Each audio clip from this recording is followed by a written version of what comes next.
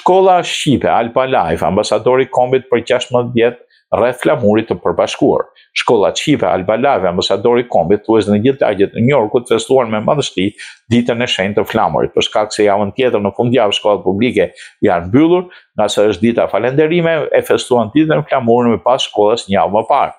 Është kënaqësi kombëtare që edhe pse jemi larg ateut, shqiponjët dhe shkollës shqipe e festojnë plot dashuri dhe kënaqëri ditën e shenjtë të flamurit. Nxënësit në kujdesin e mësuesve të kushtuar Fatlinda Gashi, Rosetta Daci, në Brooklyn, Entela Muda, Elona Shkreta, State Island, Kate Lajqe, Elena Ujka e Bazalaze dhe Merie Shale, së bashku me asistentet Edona Erlinda, Blenda dhe Sara, dha një program të shkurtër artistik me vjersha dhe vadhe dhe këngë patriotike. Kënaqësi kur pranë vinë edhe ish mësuese Vjosa Raci Gruda dhe nxënës që shprehin dëshirën për të festuar bashkë ditën e flamurit.